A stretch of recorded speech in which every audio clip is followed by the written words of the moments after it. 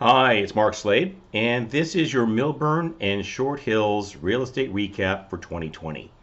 The results were very good considering the movement that we saw in what we consider to be positive metrics.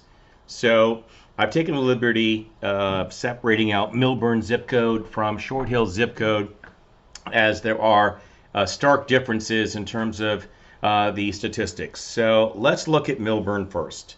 So in Millburn, the average list price was pretty much the same as it was in 2019 at 813,500 versus 813,100. The average sold price, however, did show a 1% increase. So we actually did see that we sold homes for 0.4% over asking at 816,400 as an average. Now, in 2019, we actually sold Millburn homes for 1% less than asking price. So that clearly shows a nice improvement. We also saw an uptick in the number of units. And this was a little bit atypical from some of the surrounding towns. And I was pleased to see such an increase in activity. The only statistic that I really had some concern with was that the days on market did increase a bit from 33.6 to 38.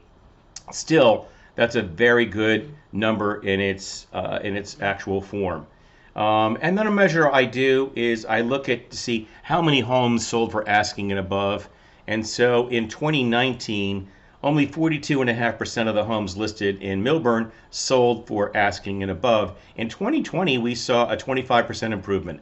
So now we're up to almost 53% of the homes selling for asking and above. Now, in the Short Hills zip code, of course, we're dealing with clearly stark contrasts in price. The average list price was 1.6 million. The average sold price was 1,589,000. And so that represents a less than asking as a total statistic. 97.3% is what the average price paid was relative to the average list price. The good news is that that was still an improvement because in 2019, that statistic would have been 95.4%. Okay, days on market in Short Hills actually did decrease by almost 12 full days, which was a 17% improvement. So that was nice to see. And units were up substantially. We sold 264 homes versus 209 in 2019. In terms of my favorite statistic, which is how many homes sold for asking and above, we saw more than double. In 2019, it was a pretty low number. Only 17.7% of the homes listed in Short Hills sold for asking and above. In 2020, it was up to 40%. So all in all, I was very impressed with the statistics. I hope you are as well. If you have any questions, I would be happy to answer them. You can call or text me directly at 917-797-5059.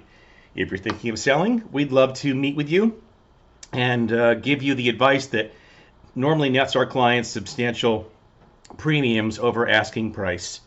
And if you'd like a copy of my book, How to Sell Your Home for More Money, once again, just get a hold of me.